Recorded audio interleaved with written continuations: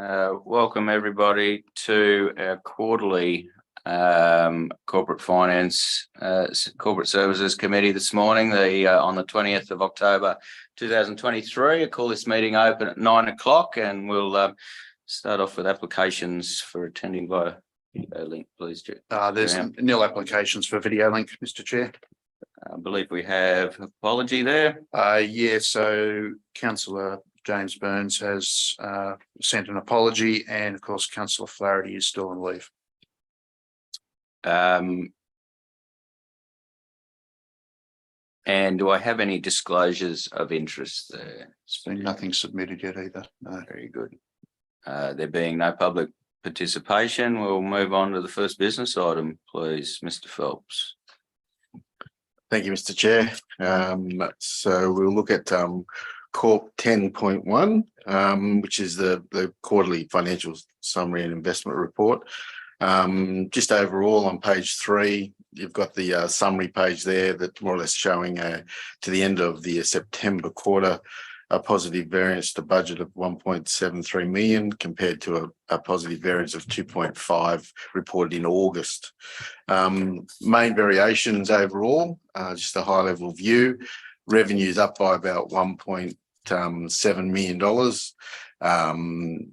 The main reasons for that is the ELC revenue is quite higher, which is quite good. So it's increased utilizations in the facility compared to what we had in budget.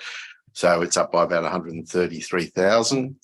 We received the first milestone payment for the Horse Interpretive Centre concept and business case. So the tourism grant revenue is up by about $320,000. General revenue was higher by about 135,000. Now that includes also the investment income is up. So that's based on the fact that we've got higher interest rates coming through on our investments. Plus also we received the little wash up of the financial assistance grant funding coming through. So we'll receive that every quarter coming into the mix.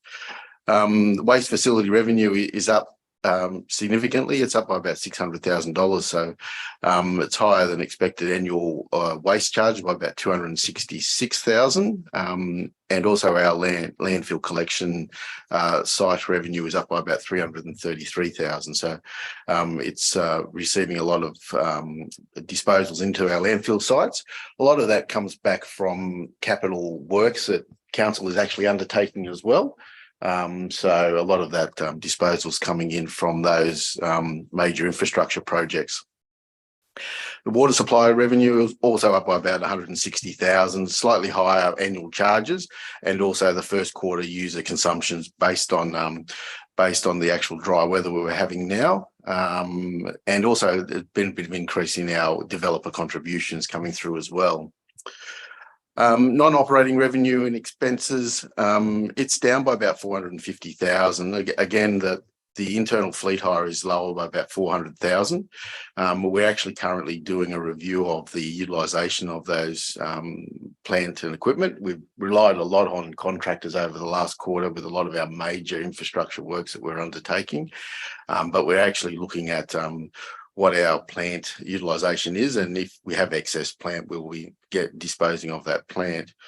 Gravel pit revenue is down by about $50,000. Charging out of the material hasn't happened as yet for the quarter, so we'll be pushing that through in October. So that should pick up there. Overall, our operating revenue is higher by about $1 million. So the main items to push up our expenditure side of things, it's a few ups and downs within the mix. We've got admin costs are down by about 250,000. So we've had reduced cost only due to probably a bit of timing in regards to software licenses, which are quite hefty. Plus also we've still had some staff vacancies coming through for that first quarter of the year. Government Place hostel costs are up by about 83,000. We've had costs of the facility staffing is a bit higher than we anticipated. Plus also we've had a few additional costs in regards to some consultancy consultants that we're required to have on tap. Quarry expenditure is higher also by about nearly $90,000. We've blasted out of the Kewen earlier than we anticipated. So we've actually gone ahead and blasted that. So we're in seeking material from our quarries to continue with our infrastructure works. So we've brought that blasting forward. Sewer mains is higher by about 290. We're just reviewing the expenditure there because there's a bit of capital works in that sewer mains maintenance. We've had a lot of renewal works done on our mains within the sewer network.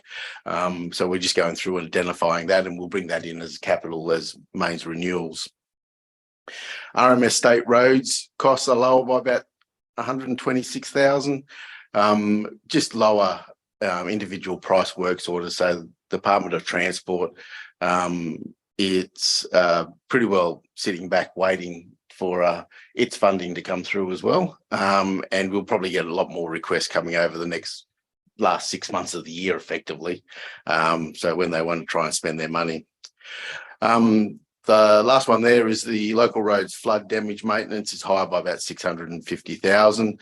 Obviously, we're going through and doing a lot of our flood maintenance restoration works at the present point in time, and you'll see a vote coming through for that works. It's all grant funded coming through from the government, so it's covered off completely. Our capital works expenditure, it's lower at the moment, which is why we've got mainly a positive variance coming through. It's about $1.5 million behind at this point. Our 14 bridge replacement program is lower by about nearly $1 million. The works are continuing on these bridges, and they're expected to be delivered in the timeframes coming through. And also the invoice for September was a little bit late in getting in before we closed the books off. So it was about $1 million. So it nearly brought it up to online coming through. Our regional roads heavy patch program, the overall program is continuing on schedule. Regional roads is higher by about 500,000, but the local roads is lower by 500,000. So it's sort of like an offsetter coming through. So we're just focused mainly on the regional roads at this point in time. Rural roads resheets down by about $80,000 there. The program is continuing on schedule. The big mover here is the Moonam Brook Road. It's about $2.4 million behind budget at the moment. We've had delays in securing a lot of material. Works are continuing on Moonam Brook Road, and the works are expected to be completed by December, probably early January, coming into the mix. Barrington Forest Road is higher by about 300,000. This project these two stages of the project up there were staged for 24-25 in the budget, but due to the funding body's requirements, we've had to bring them forward because the actual funding deeds finished by the end of the 24 financial year. So we've brought those forward, and we've pushed Hunter Road the other way, which is now not due until June 25. So it's just a timing thing with regards to that projects up there. I could just slip back to Moonam Brook Road there, Mr. Phelps. What a little bit vague here on securing materials. What materials specifically are we struggling to secure there? Effectively gravel sources of gravel. Up there, obviously with the area, the remoteness of the area, we've had trouble in securing gravel, which we've now secured to undertake further works. Okay, how have we secured the gravel? What have we done there? So initially, when the design was done, there was quite a lot of cut come out of those first two cuttings. The intent was maybe some of that material would be suitable for subgrade, and we would import the other material for the top layers. The material wasn't suitable in the cutting that came out, so that had to be sent to effectively storage. And so that's gone into a pit and is waiting for suitable use elsewhere. We've won some material from the Elliston pit, and that's been now, it's been crushed and delivered to site, and it's now suitable material that can be used on that, and also probably Hunter Road and Barrington Forest Road as well. So we're maintaining quality control on that road there, and we're making sure that it's built right. So the material's been tested. It's got what's called good CBR ratios. They're California bearing ratios. It's an engineering term that's used for the strength of the material. They've come up satisfactory, and we're doing compaction tests as we put the material down.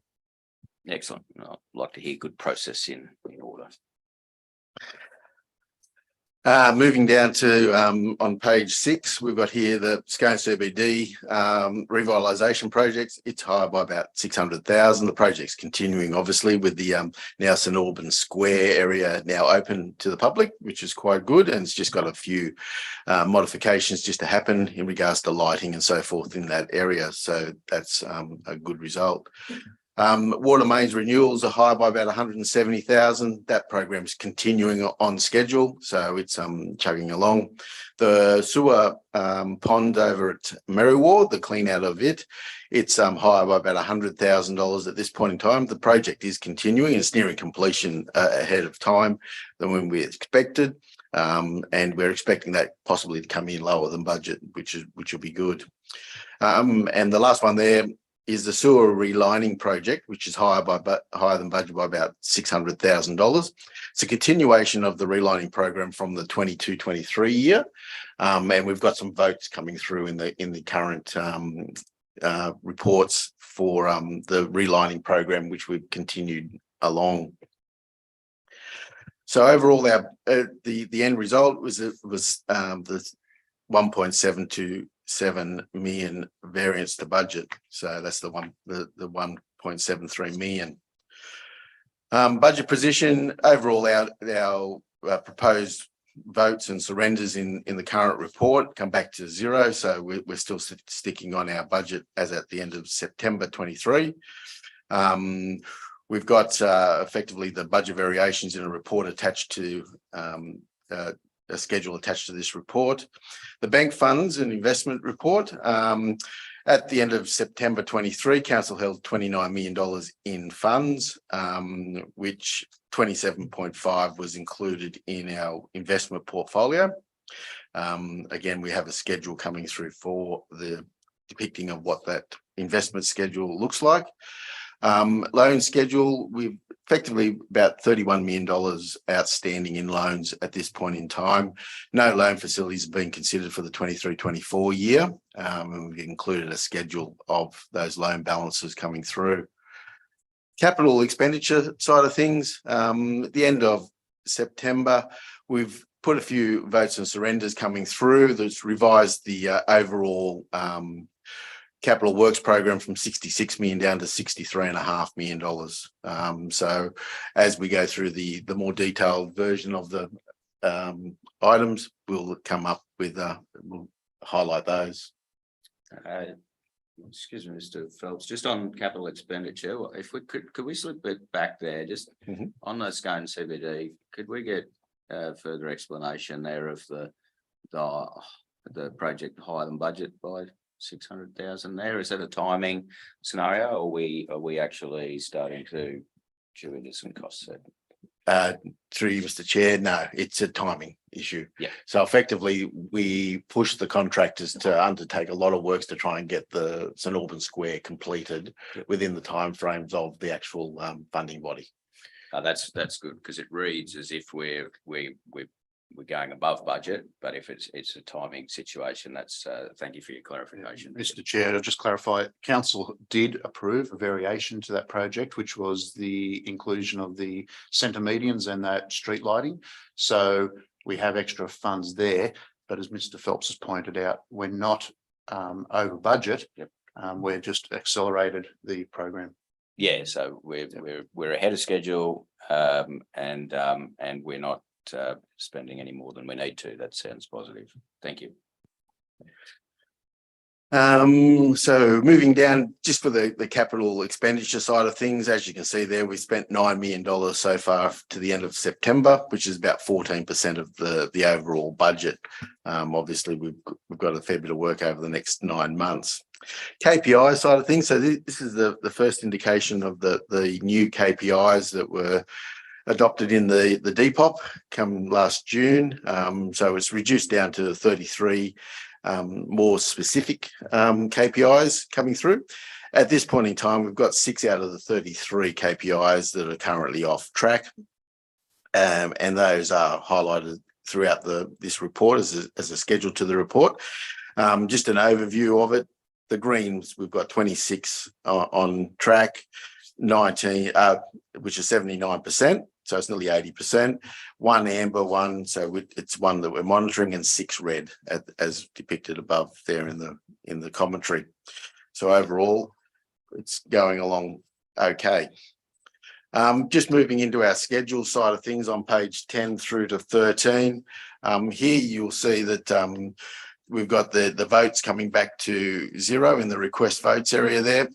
But as you can see, there's a lot of numbers occurring throughout the different function areas and the service areas coming through.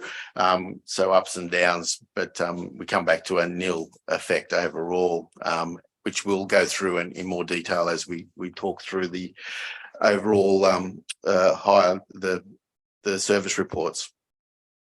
On page 14 and 15 is our votes that we're actually transpiring. So this is a summary to give you an idea of where those votes are coming through. A lot of the big ones included in there are in regards to the road infrastructure works, one moving the Barrington Forest back into this year and pushing out the Hunter Road into next year.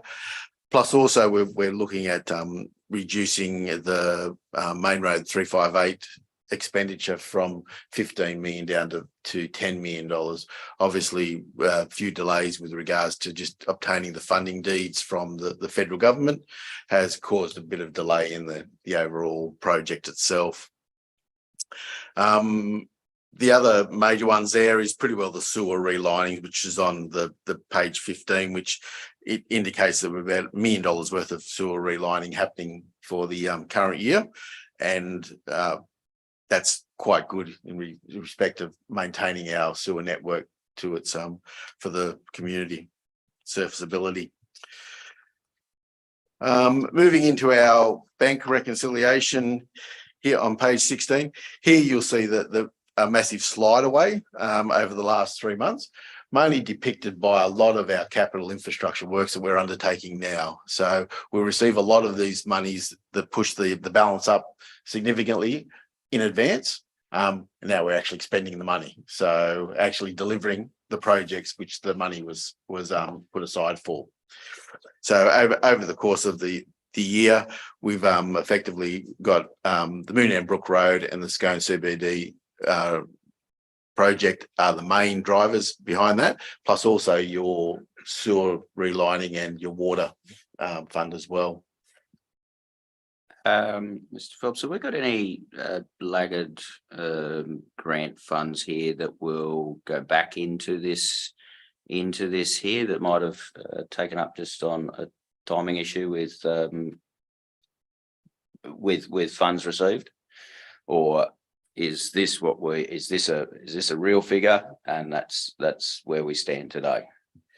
Effectively, that's a real figure coming through, but that's clearing the milestone payments that we've got in advance, but there is funding coming back the other way. So that when the projects are progressed throughout the year, we get the balance of the grant funding coming back. So it's the funds coming back into the mix. So it's not a total down the hill. It gets to a point and then goes back up again. And we're going to see this because this is a big slide off, but we're going to see this equalise now, and it'll most likely, in my experience, bounce back, and we'll end up with that little bit more. Correct. Later on. Yeah, later on in the year. Yep. Yeah. So it's just a process of the timing of delivering now those projects which we've received the funding for initially in the mix. Thank you. Moving into our investments held on page 17. Here, as depicted earlier in the summary, $27.5 million in our investment portfolio that's sitting there. The loan funds, again on page 18, just the summary schedule there. The general fund's got effectively $26 million outstanding at the end of September, with the water fund about $5 million. So that brings us up to the 31 million. Moving into our capital expenditure side of things. So this is just a high level overview of all the capital projects together, including the votes and surrenders coming through for the mix. So as you can see on page 27, the overall net votes and surrenders coming through is 2.6 million, which pretty well brings your capital program from 66 down to the $63.5 million.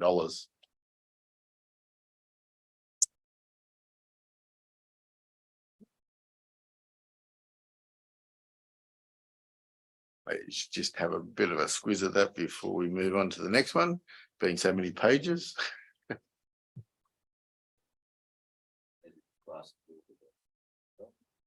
That's fine.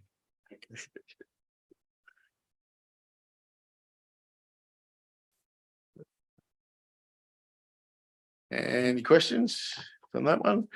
So then we'll move into our KPIs. So this is the more or less detailed version of our KPIs coming through.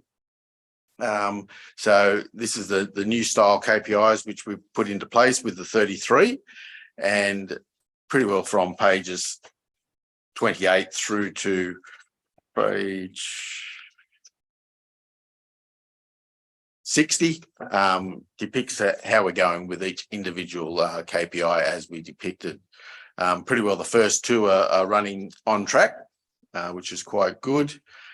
The third and fourth on pages 30 and 31 also running on track, coming through. Again, running on track for the ones on page 32 and 33.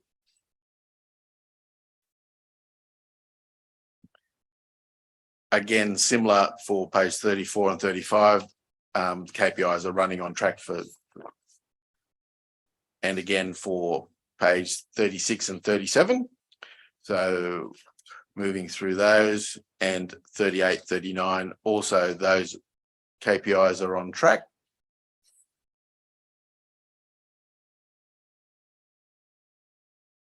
Similar to 40 and 41. 42 is our first red KPI that we've got coming through, and it's just pretty well the meeting the fit for the future ratios. So effectively our liquidity and operating ratio wasn't met coming through for the 23 financial year. So we'll be looking at that. So it's very difficult also to meet some of these ratios based on our own sourced income and our operating performance ratio based on our depreciation and so forth coming through. But it's sitting at 63% at the moment. KPI on page 43 is a green indicator. Our first amber indicator, which is our only amber indicator, is on page 44, which effectively is the average time for recruitment. So we were above the mark there initially in the first couple of months, just dipped a little bit below in September, but we'll look at trying to bring that back into alignment going forward into the next quarter. Page 45 is a green indicator, 46 and 47. Here we've got two green indicators as well, which is quite good. Green indicator on page 48. And on page 49, just a red indicator coming through there, which is in regards to our percentage of inspection programs held at this point in time. Dipped away there, as you can see, July down to August, but we've got a bit of a kick happening in September. So we're hoping that trend will continue onwards and meet our expectations over the course of the next quarter. Page 50 and 51, both green indicators there coming through. 52, 53, similar. There's two green indicators there, so meeting the criteria.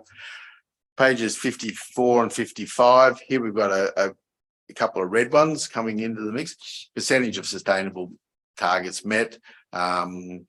So we're actually reviewing our sustainable action plan at this point in time and developing some new targets. So we're actually going through and having a bit of a look at those before we actually start reporting against them. The percentage of water and sewer asset renewals as a percentage of depreciation dropped away significantly in September. Obviously, with a lot of the spend that's happening at this point in time with regards to relining and mains renewals, that should come back within requirements coming through. Moving into the next ones, which is our capital works and potable water supply on 56, 57, both green indicators there. Moving into our capital works completed, we're just a little bit on average below at this point in time. So we'll look at that coming through. So it's very, very close. So it'll catch up, obviously, with the capital works being undertaken at this point in time. Maintenance completed to date, a green indicator there on page 59.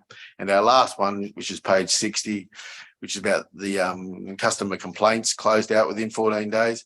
We were a little bit behind come July, improved to August, and we've got a slow increase coming through from August to September. So we're expecting that trend to continue and come back within requirements. Seeing as I haven't asked any questions here, on the customer complaints there, what's driving the non-compliance there? Do you think, Mr. Phelps? I can probably explain that one. That was in our infrastructure services area predominantly, and they had a few staff on leave. So I've been assured by the director that they're probably getting back on top of those ones now. Probably just point out too, the customer requests sort of fluctuate. You know, we get sort of a spike and sort of lulls, so there is a bit of a delay sometimes in reporting. But Rag has had a chat to me, and he's got the staff now assigned to that, so I'm expecting that one to correct. Yep, that's positive to hear. I've got a couple in that there myself. So yep. We'll check that as it goes.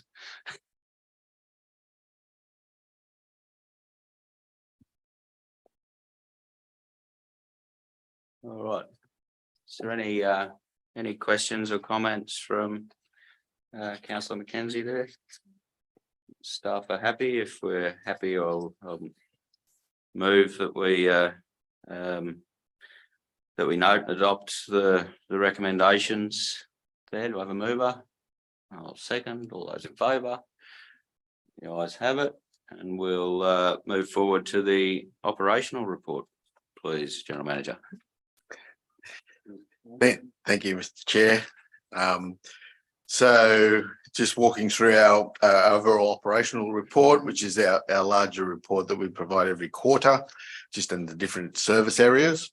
First off, included is the attendance record for the period July through to September. So that's just for your information coming through, and the access to LG Hub. Moving into our overall service reports. So we'll just walk through the overall service reports, which are pretty well all numbers now, with the KPIs now being depicted earlier.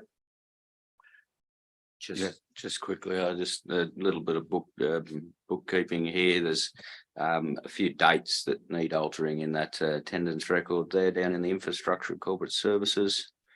Might have just been a bit of a formatting error there. And I did attend the infrastructure meeting there in the August period as well. So give me an orange tick if you could. Thanks. We'll go through and amend those, Mr. Chair, accordingly. Righto, so moving into our operations reports.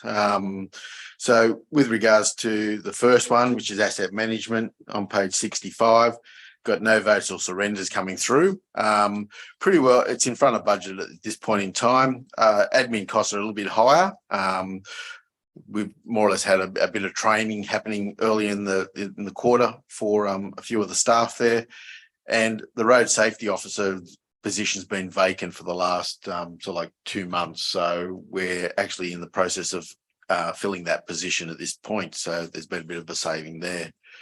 Communications, no votes or surrenders coming through, pretty well on track coming into the mix. We just acquired a design specific computer so that we can keep our graphics up with a lot of our presentations, which is quite good. Customer service, no votes or surrenders coming through, a little bit in front of budget, mainly in regards to a bit lower in salaries and wages to date. Depot operations, no votes or surrenders here, and we're nearly spot on budget coming through, a little bit underspent at this point. Financial services, here we've got no votes or surrenders coming through, in front of budget at this point in time, mainly with a position that we had in the budget for a second finance officer, hasn't been filled to date, so we've got a bit of a saving there. Plus also we've just got a bit lower in our general expenses there, which is just more or less our contractors. So it's a bit of a timing thing coming through. Timing, it's effectively contractors and also software costs. Moving into fleet management here, we've got no votes or surrenders coming through. As you can see, we're behind budget by about nearly $500,000. 400 of that is effectively in regards to the lower internal fleet hire charges. Plus also we've had a bit of additional work in regards to a couple of specialised contractors doing some heavy kit work. So we've had that, it goes up and down over the course of the year. Insurances are a little bit higher than anticipated. So obviously with our insurance policies, we did have a bit of a buffer in there, but they went up a little bit more. And the fuel is higher by about $40,000 as well, mainly depicting the increased cost in fuel to date compared to where we thought it would be in the budget. We expected that to be more back around the lower number of about $1.50 wholesale, and I think it's coming in about $1.80 for us at the moment. Yeah, right. If you could pass on that contract detail to us. Oh, my diesel is $1.80. So well done on the contracting arrangements there and stuff for managing price variability. And I'll also say, as somebody who runs a bit of equipment, I never mind seeing fuel costs higher. It just means our machines are working more, which is always a good sign. Moving into general management on page 71, no votes or surrenders, nearly spot on budget. 72, here we've got no votes or surrenders coming through. Again, a little bit overspent, mainly due to the insurance. So that's the public liability and other insurances pretty well coming through. So again, depicting the increase in cost of insurance to date. Human resources, no votes or surrenders coming through here. A little bit in front of budget at the moment, which is quite good. A little bit higher in admin costs, but there's an offsetter coming through for our general expenses, and our trainee costs is also a little bit lower. So overall, we're in front of budget. Moving into information services, here we've got no votes or surrenders coming through. And as you can see, we're well in front of budget coming into the mix, but that's mainly a timing thing with regards to our software licenses. So that will catch up pretty quick. Infrastructure support, no votes or surrenders coming through, a little bit in front of budget again, just a bit under in our salary area, but apart from that, nothing to highlight. Revenue services on 76, no votes or surrenders coming through here. Again, we're a little bit in front of budget. Mainly in regards to our admin costs there. We've had that position vacant at this point in time over the course of the last quarter. And that position now is just being filled over the next couple of weeks. So we've had a successful applicant being offered the role. The other item there is the legal costs, legal and debt recovery costs. To date, we haven't had any costs incurred to date. So obviously it will happen more into the second and third quarters. Stores, no votes or surrenders coming here, nearly spot on budget coming in, so nothing to highlight there. Sustainability, no votes or surrenders coming through, and again, we're pretty well tracking on budget as we're coming through. Moving into community services and educations on 79, no votes or surrenders coming through. Again, we're a little bit in front of budget, which is quite good. Our grants for our community services is a little bit higher, which is good, but we've had to actually expend some money for our Scone Tidy Town. So one of the joys of winning the competition is that we have to host the next one and have to fund it. So unfortunately, we've had that cost come through. Moving into the aged care area with Government Place on page 80. No votes or surrenders coming through at this point in time. Good to see that the revenue streams are actually up on what we anticipated in the budget, which is quite good. That's part of the new funding that the government's brought out. We still have a couple of vacancies over there, which we are looking at filling at this point in time. But overall, we're a little bit behind budget by about $40,000. Again, it's probably the personal care side of things. We're a little bit higher in our wages to maintain the facility out there. And as I said in the summary pages earlier, we've had a few more costs in regards to some use of consultants coming through at this point, which is pretty well the one-off cost coming into the mix. Independent living units on page 81, no votes or surrenders. We're nearly spot on budget. We're a little bit under at the moment, only due to building maintenance, and that's a more or less reactive process. Coming through to Children's Services, the Early Learning Centre on page 82.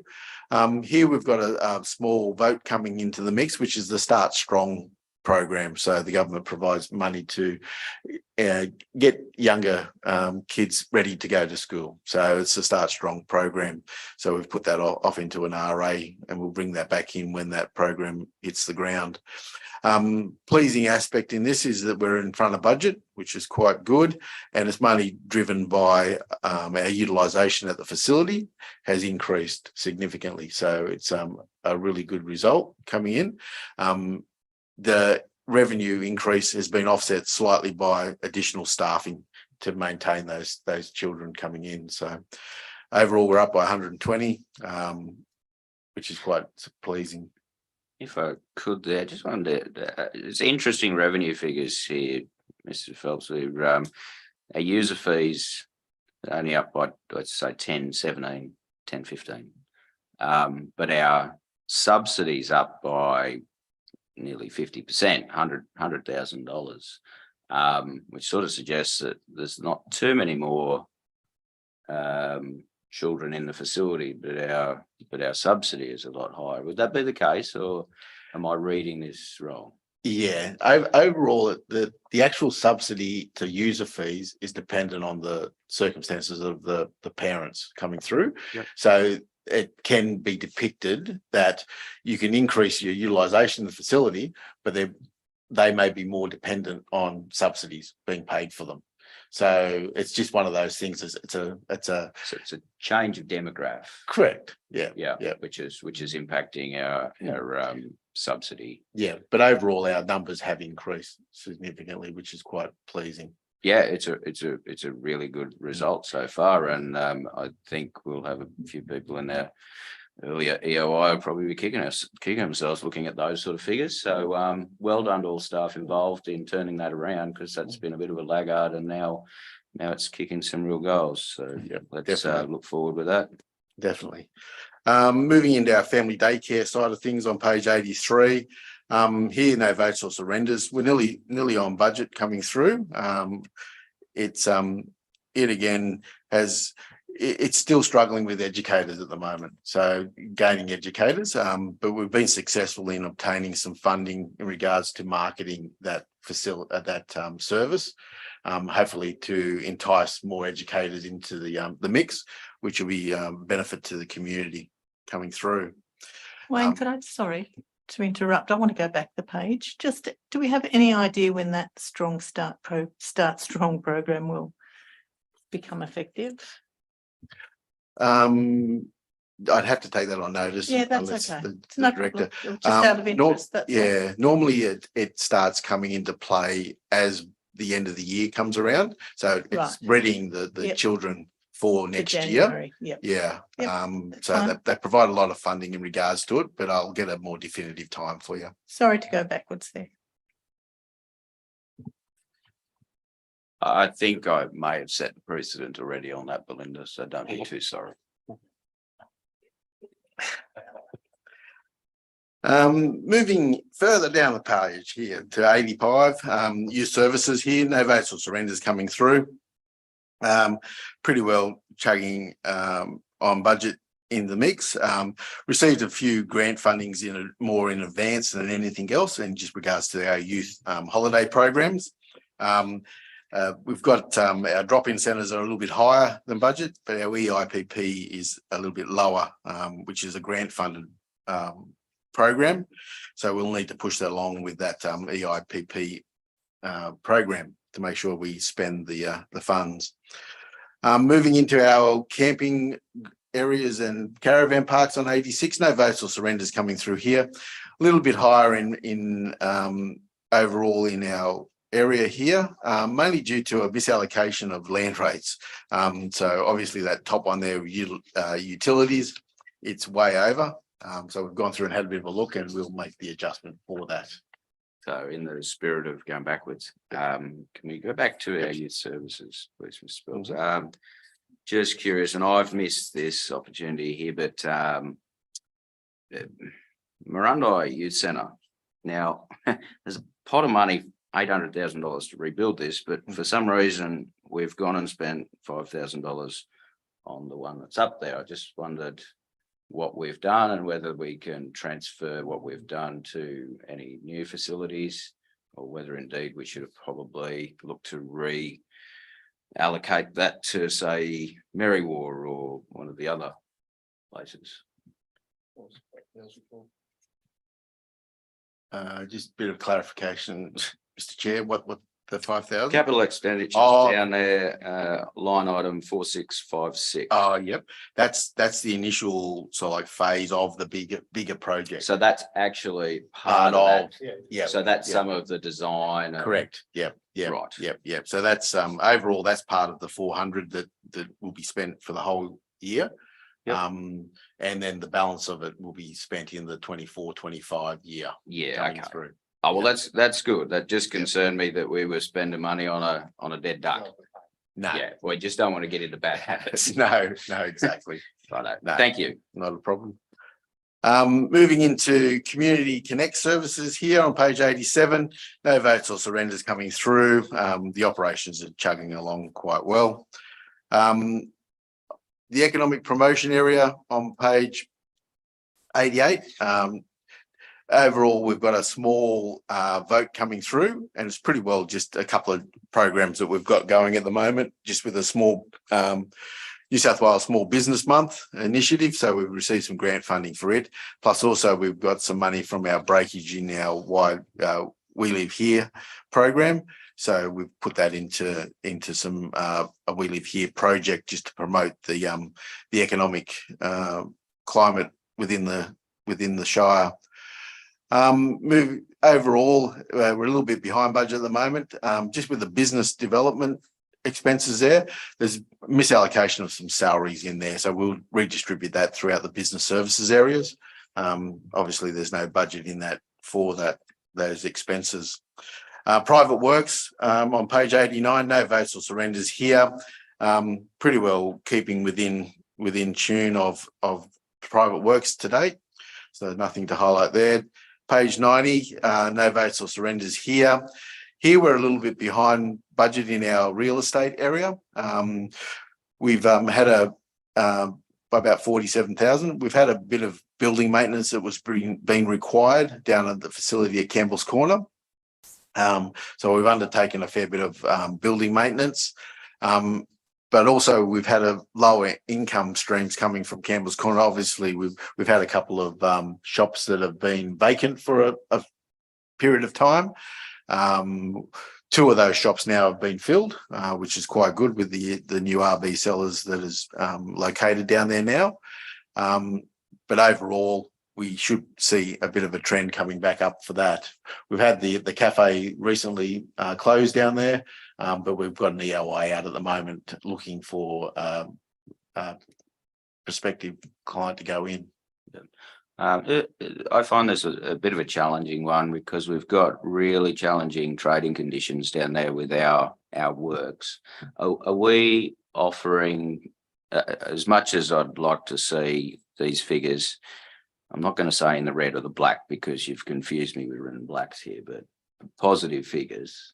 Are we offering subsidies in our rentals down there with the impact of business that we are causing as an organisation ourselves? No, so it's very important that we separate our position as council and landlord. So we can't go offering subsidies as the council, because then that would be extended to all properties.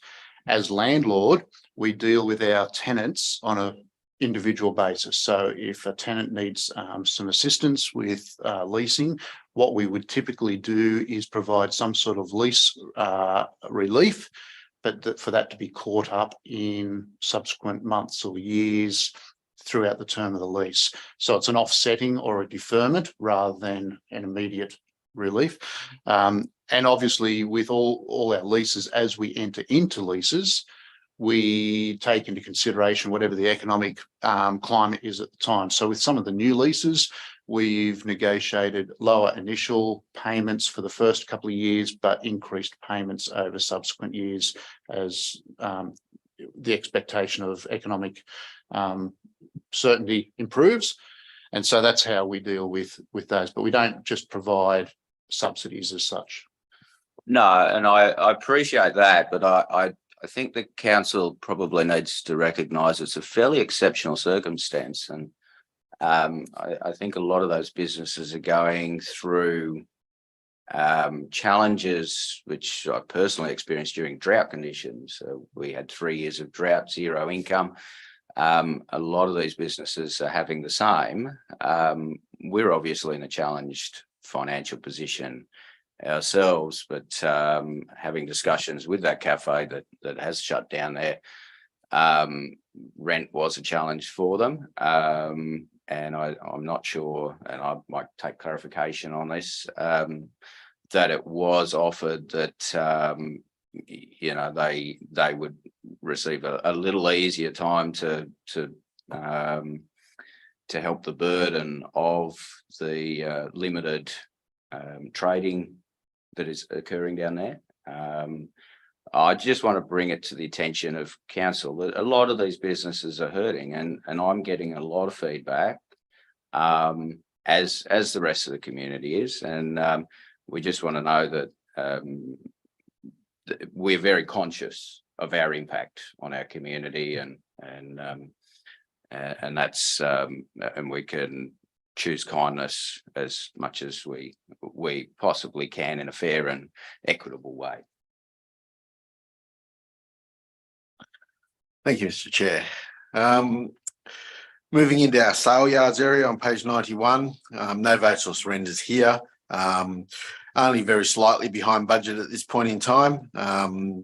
It's good to see that our revenue streams are maintaining our budget coming through, but we just had a little bit higher in cost with our utility costs to date, but we're pretty well chugging along quite well.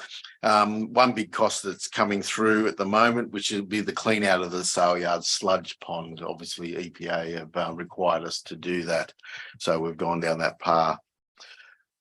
Moving into the golf course on page 92, no votes or surrenders here. Revenue streams are a little bit down, mainly due to just the timing of the Scone Golf Club members fees being put through. We've got all the invoices to be raised for that for that first quarter, so that'll bring that revenue streams up to the levels again. Moving into page 93, which is our tourism and area promotion. Here you'll see that we've got a vote going through, which is for the Horse Interpretive Centre, which is the 320,000 first milestone payment. And we've included it in the capital expenditure area as well, just the cost associated with that. Overall, we're 302,000 in front of budget, which is pretty well depicted in that 320 in the grant funding coming through. But apart from that, we're pretty well chugging along. Page 94 on noxious plants and vermin control, pretty well spot on budget for the annual amount coming in. Stormwater on page 95, no votes or surrenders here. A little bit underspent at the moment, mainly in regards to drainage maintenance that is a little bit lower than anticipated. Street cleaning on page 96, no votes or surrenders here, and we're pretty well on mark with the street cleaning activities. Page 97 and 98, here we've got the waste management service. So overall, we have no votes or surrenders coming through. And as you can see there, our revenue streams are up as depicted earlier in the summary by about $600,000, which is pretty well given us a bottom line result of about nearly $500,000 improvement to where we expected. Overall, with increase in our landfill disposal costs, also is there an increase in our state government levy. So that's a bit of an offsetter against the 600,000, which brings you back to the $500,000 in front of budget. Page 99, here we've got no votes or surrenders for the general rates and grants and interest, up by about 135, which is pretty well depicted in that increase in our the financial assistance grants, as well as our interest revenue. On page 100, which is council services, no votes or surrenders here. A little bit in front of budget at the moment, but obviously that will just chug along. Moving into health services on page 101, no votes or surrenders here, and nearly spot on budget coming through. A little bit up in our customer service area there with our wages coming through. So we're just reviewing our allocations in the mix. And health and on-site sewer managements are a bit lower in salaries at this point in time. So pretty well with a few more inspections to be undertaken. Moving into emergency housing on 102, no votes or surrenders here, and pretty well nothing included in our budget to date. Low income housing on 103, no votes or surrenders here, and pretty well nearly spot on budget. A little bit up in our building maintenance, which is more reactive than anything else. But apart from that, nothing else to highlight. Public cemeteries on 104, no votes or surrenders here. A little bit in front of, a little bit behind budget, I beg your pardon, at the moment. Just with our revenue streams a little bit behind, just lower site plots and interment fees purchased by the community to date. Obviously that'll go in trends coming through the year. Overall, our cemetery maintenance is down by about $7,500, just probably depicting the dry weather conditions and not being required to do a lot of mowing at this point. Public convenience on 105, no votes or surrenders coming through here. We're a little bit over budget in this area, just with the servicing of our amenities going around the place. So we'll have a look and just see whether we can reduce those costs and maintain the conditions to the community. Moving into street lighting on 106, no votes or surrenders here, and pretty well spot on budget coming through with our utility costs. We've started the work in regards to the lighting over the pedestrian crossing in Venica Street in Merriwa. So we've done the initial design works coming through to see what we're going to put over that crossing. That's really good to hear. I've seen that on our books for over 2 years now with not much movement. So it's nice to see we're cleaning the books of all those projects that have lagged on. So well done to staff there for getting that moving. Thank you, Mr. Chair. Moving into town planning on 107. No votes or surrenders here. We're pretty well chugging away with our overall and in front of budget, mainly brought by increasing our statutory fees, which is quite pleasing, plus also increases in our development contribution, Section 94 contributions, which has been quite pleasing as well with development happening in town. Planning costs are a little bit higher than budget at this point. And also we're doing a land use strategy review, which will find some money to offset that overspend there. But overall, quite good. 108 building control, no votes or surrenders coming through here. And we're a little bit in front of budget coming through the mix, a little bit lower in our salaries due to staff vacancies initially in our building services area, but tracking quite well in regards to its revenue streams. Quarry operations on 109, no votes or surrenders coming through here. As you can see, we're well over budget at this point in time. No income coming through, so that's 50,000 of it, plus also the blasting activities that were undertaken earlier than anticipated. So we'll look at the timing in regards to those things coming into the next quarter. Moving into animal control on 110, no votes or surrenders here, and nearly spot on budget coming through the mix, which is quite pleasing. A little bit up in our revenue, but we've had a little bit of building maintenance to be done as well. On 111, the emergency services area, here you'll see where we've brought in a small vote just to finish off the Scone Emergency Operations Centre. That project's now complete, so we've pretty well finished that off. Apart from that, the only other item there that's overspent is pretty well the allocation with our emergency levies that we have to pay to the state government. It was a little bit higher for the state emergency fund, but it's lower in the fire service and the fire brigade side of things, so which is pretty well depicted on 112 in our fire services and fire protection area. No votes or surrenders coming through, but you'll see the two savings there for the fire brigade and then the RFS coming through. So apart from that, there's nothing else to highlight there. That's the reason the underspend. On 113, our local government regulation enforcement, no votes or surrenders. Pretty well a little bit underspent at this point in time with our swimming pool inspections and our nuisance control. But obviously those will pick up as and we need them. Community halls and centres on 114, no votes or surrenders coming through here. A little bit in front of budget, just with our public halls and our Old Court Theatre. There's been limited maintenance required on those facilities over the last quarter. So apart from that, that's the reason for the underspend. Page 115, cultural services, no votes or surrenders coming through here, and pretty well lined up with budget. Community programs and events, a little bit underspent in that area because we've held no events at this point in time. Museums on 116, no votes or surrenders, and pretty well in line with budget. Again, building maintenance requirements has been limited for those museums. On 117, other sport and recreation.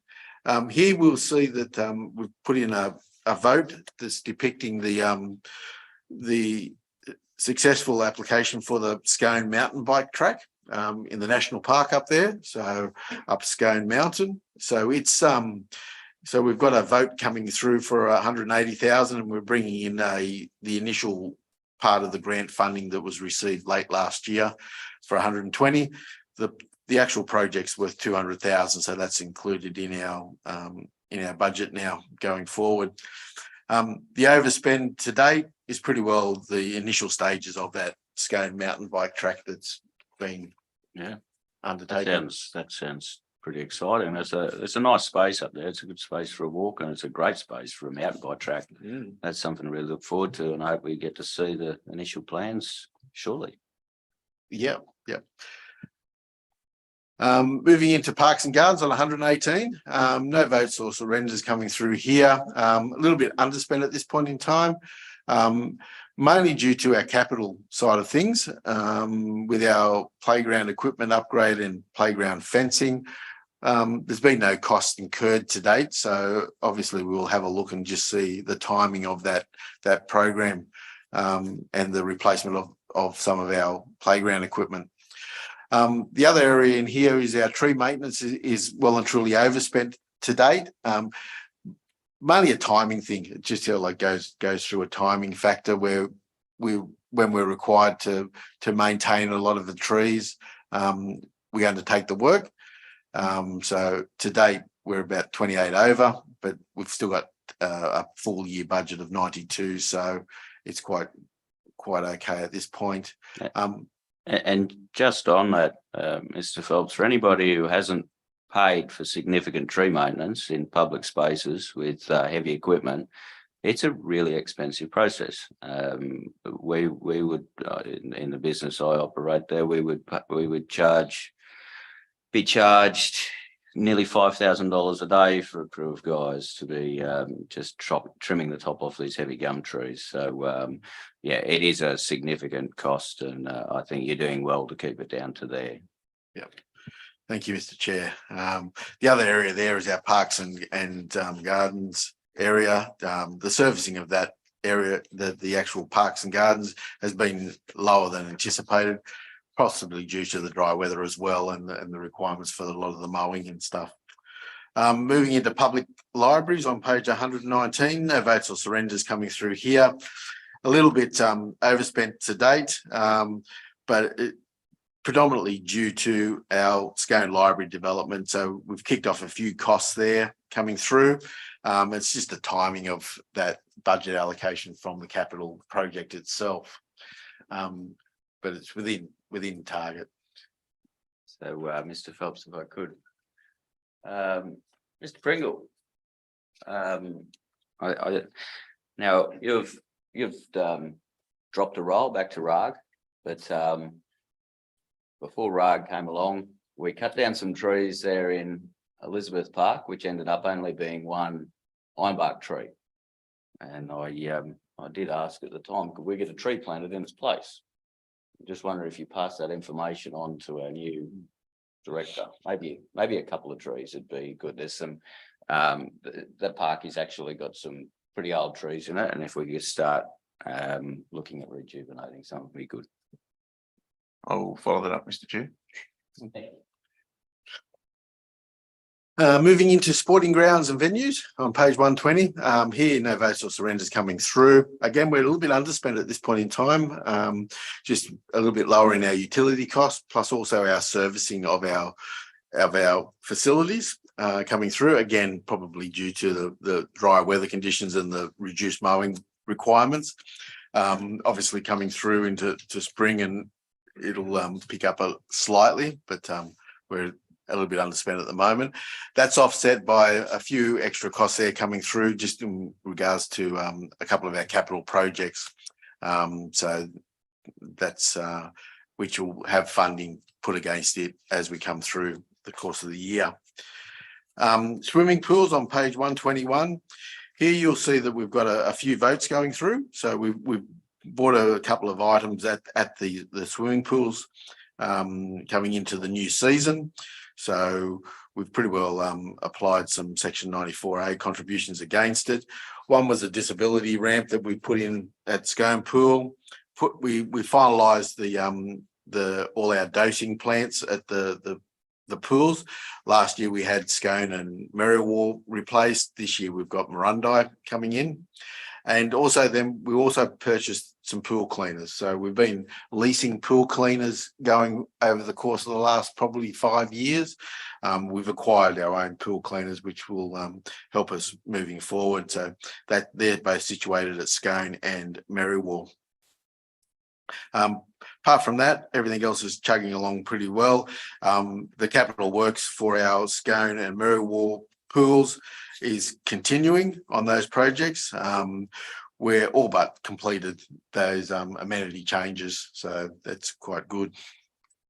Yeah, that's great, and it was a great cost saving there, obviously, for the director at the time to initiate our tradespeople doing that project rather than going out, which was going to cost us twice as much through contractors. So well done for that, and for our staff that have done the job. Mm-hmm.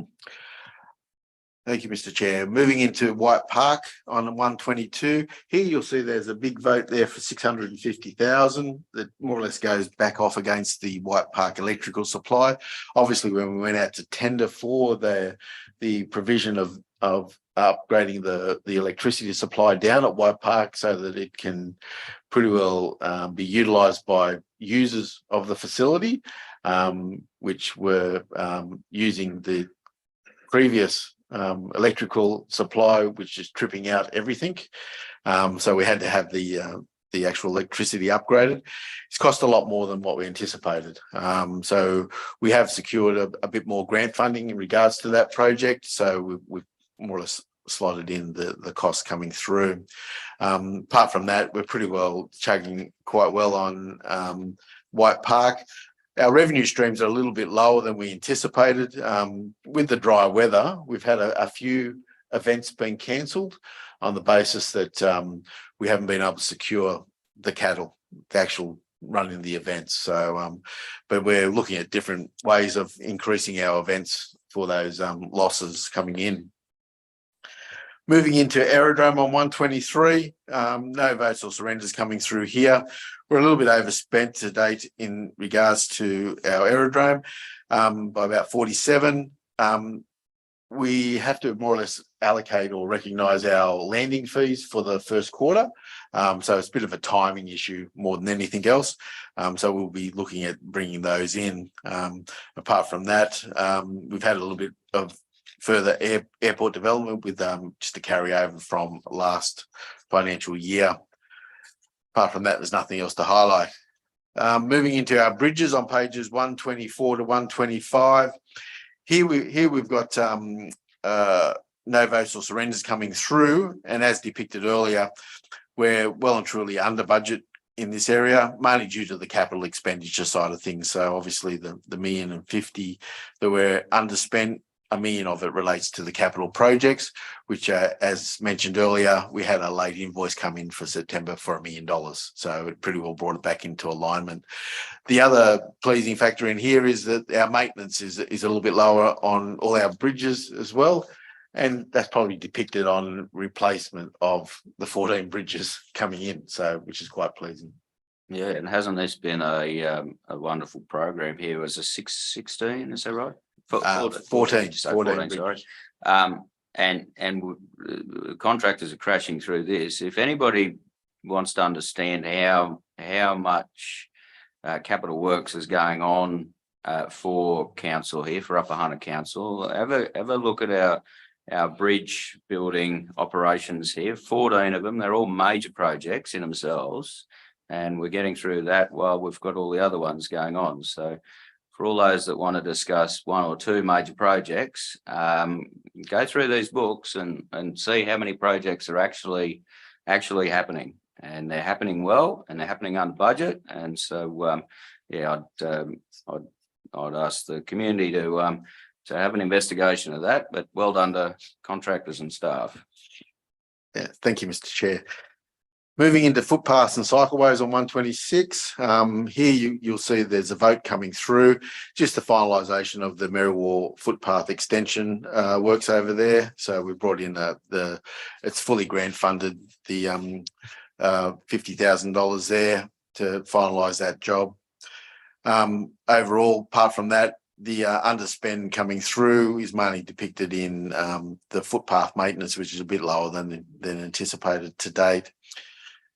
Moving into state roads on 127, here no votes or surrenders coming through. Here you'll see that we're a little bit underspent to date, depicted mainly in regards to the individual price works orders, which is the works that are requested by Transport for New South Wales along the Golden Highway. So we've had limited requests coming through.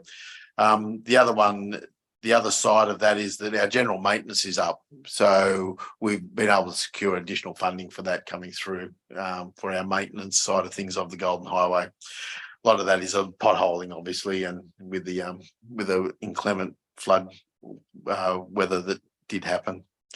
Overall, our revenue streams will start coming in from the October quarter.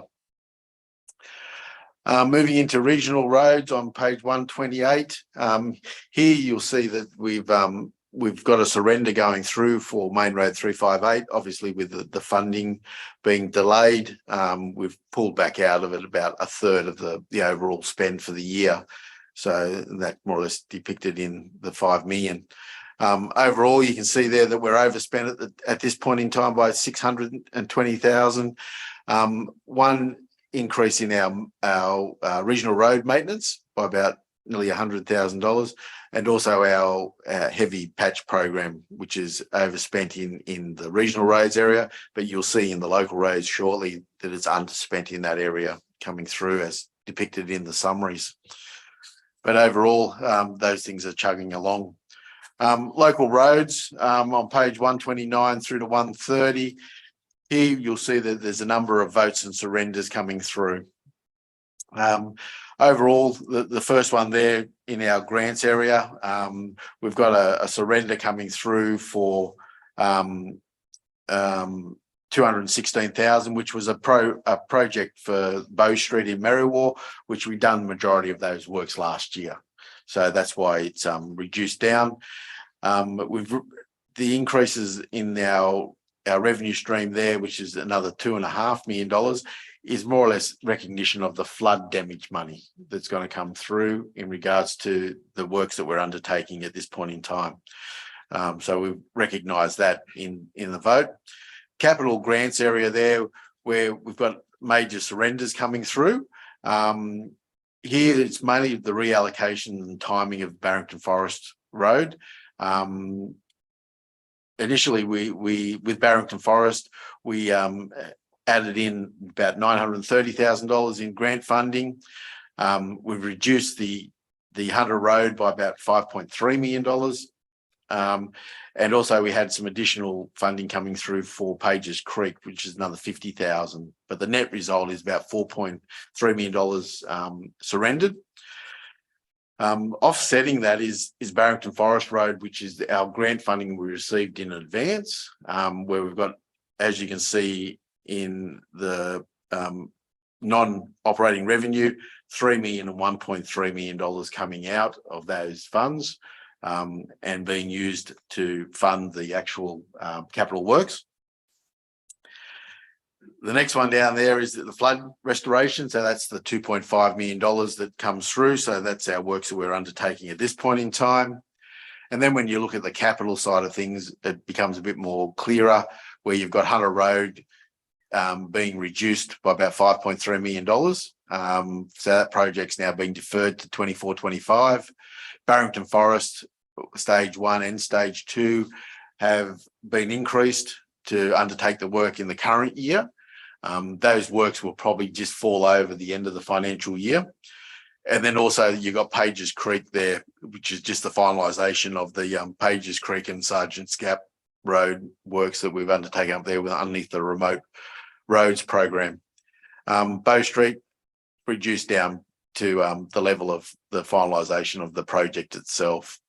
So overall, the net votes and surrenders come back to zero. Year to date, we're underspent by the $2 million, which is predominantly around the Moonam Brook Road, which is effectively the $2.4 million. So overall, it's offset slightly by the flood damage, which occurs on page 129, which is $640,000. So overall, we're moving forward with a lot of our projects there. And obviously, as I said in the earlier summaries, due to delays in Moonam Brook, we should see some traction in regards to the spend on that project over the course of the next quarter. Moving into transport auxiliaries on page 131, no votes or surrenders coming through here. As you can see that we're overspent at this point in time, and it's mainly due to the Scone CBD area. So obviously we've pushed ahead solidly with our project down there with St Albans Square construction.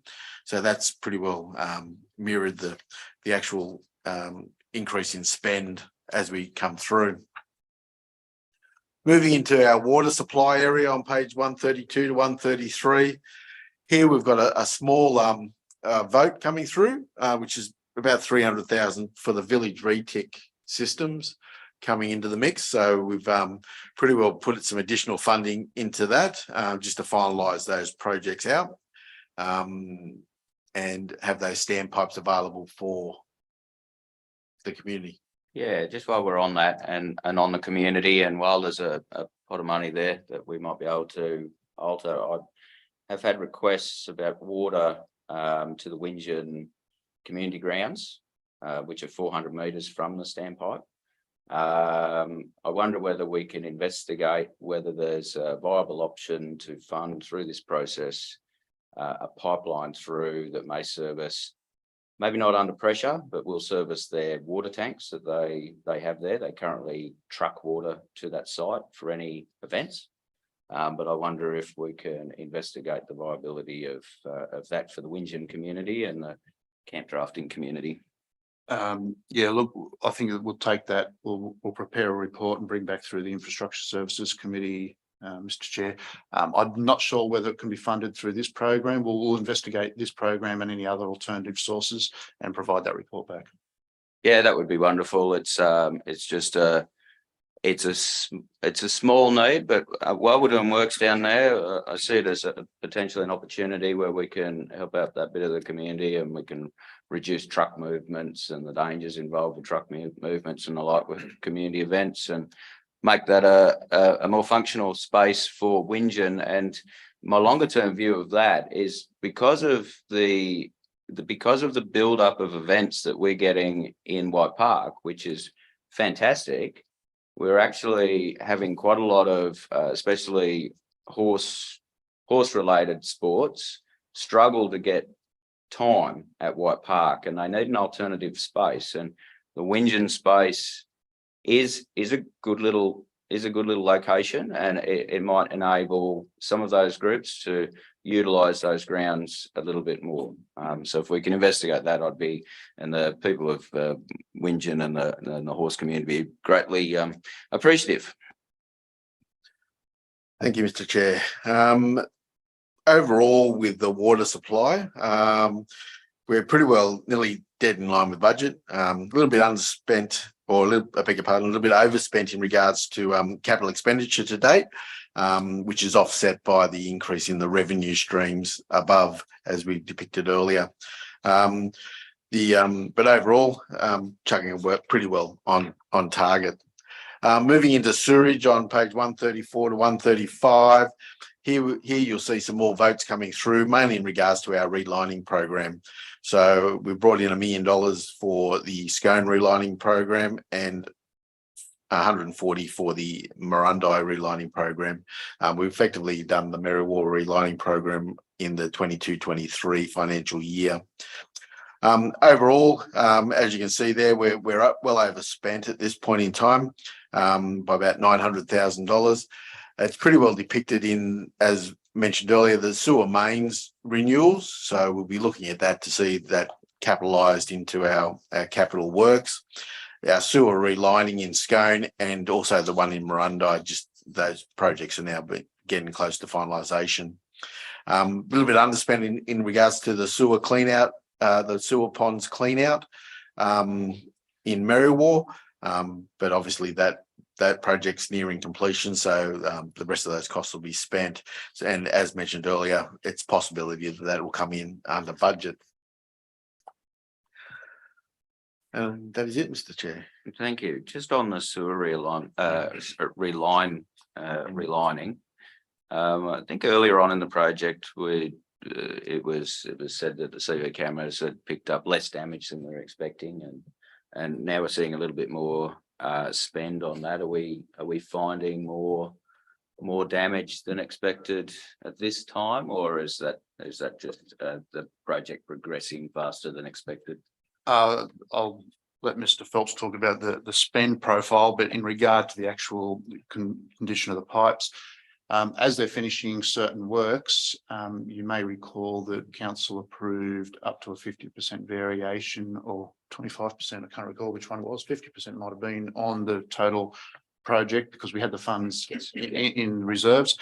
So as the team are identifying the works and completing the works, they're looking at the next stage. So we're actually getting ahead of the game and trying to undertake additional works over and above the original scope. Yep. And so we have been providing some variations to the contractor within the funding limits that council gave delegation for. Yeah, and I'm myself fully supportive of the way this is operated. It means that these crews can keep going with their works without stoppages. Councillor McKenzie, I think, are you comfortable with with letting the management run forward with these costs? My understanding is, as a councillor group, we were unanimously supportive of this. And so that I'm more than happy with that going forward, and if they can fix little bits and pieces, because once you start digging, you never know what you're going to find. So that's really good. And I don't know if you've got anything to add there, Wayne, or you're happy. No, pretty well, as General Manager depicted. Probably the question you had earlier was whether or not our pipes are getting worse when you thought they were getting better from the CCTV. Obviously, pipes are different in different areas. So as the cameras go up, we have to take the rectification courses we take. Yeah, we'll take with the ups and the downs there. There not being any, you got any further questions or comments there, councillor? And staff being happy with that, we'll move the noting of the comments and the adoption of the requested variations, if I've got a mover. And I'll second that. All those in favour? It's a little bit elementary, but we have to go through the process. I think the ayes have it. We could move forward to the contractor and expenses report, please. Thank you, Mr. Chair. Just high level coming through. There was no contracts over the $50,000 that were outside of any requirements. And then you've got your schedule of where we're sitting with our legal and consultants fees on page 139, which effectively a lot of them related around the property matters and coming into the mix. You happy with that, councillor? Right, well, let's note both the contractors listing in the consultancy and legal report. I've got a mover. I'll move that one just for something different. Thank you. All those in favour? I think the ayes have it. We'll move on to the property update. Please, General Manager. All right, thanks, Mr. Chair. Probably take majority of it read. I'll just pick up a few of the highlights. So we've picked up an additional property in regard to leasing. So it was previously 28 properties, 20 commercial properties. We've picked up an extra one with the lease of the cafe at the Warbirds. So that's jumped to 21 commercial properties and 29 in total. I just noticed we've said 29 are leased in the text, but in the table we've still got 28. That for the period of September, that was 29. Now in October, we've just dropped another one off, which was mentioned before with the cafe closing in Campbell's Corner, and an EOI will go out or has already gone out for that. And we've already had some interest shown in picking that up. We've also had some interest in another lease out at the airport in regard to a business hiring car parking spaces for a hire business. So we'll bring that back to council once that one's resolved. In regard to property development, the table there on page 141 and 142 gives an update on the property matters. In short, the council resolved, as you recall, last month to reclassify the land in Hill Street and also on the New England Highway, and just trying to think of the third one. I think Hill Street were the main ones. Yeah. So that process is now going through the planning proposal thing for the operational land classification. Once that's finalised, we can look more seriously at the development of that land. But while that is going through that process, we are continuing to have conversations with the various people that put in expressions of interest for the development of that land. And of course, there was proposals for Perth Street as well. So there's further meetings occurring through the rest of October in regard to viability and feasibility studies that have been submitted to us as staff, and we'll continue to bring that report back to you next month, probably once we've got some solid numbers around that development costs. Thank you, General Manager. Just clarification on the leased, have we leased that Sermon Street house there, or is that not counted in this list? No, so the house at Sermon Street isn't leased. That's one of the parcels of land that's identified for So development. we've popped that into yeah. parcels of land, Yeah. right? And broken record, but the quicker we can get a grader into Perth Street, the better. I'll really look forward to seeing some advancement there. Yeah, well, as we've reported to council, the option is to either just do the development and sell the blocks, or if we can do the development and house and land packages as well, that may actually be a faster way of delivering that in one hit. So that's part of the conversation we're having with the one of the providers that's made an expression to us. Yep. Thank you. Thank you. We're obviously waiting with bated breath as to some of these development lots with housing is an issue within town, and the cost of some of these blocks now must be getting close to equitable for us to do something. I just on indulgence, I did notice out my back fence there a while ago, there's a new road going up there, a continuation of Bakewell Crescent. Well, I'm under advice that those blocks might be $600,000 plus. That suggests there's an enormous demand for land and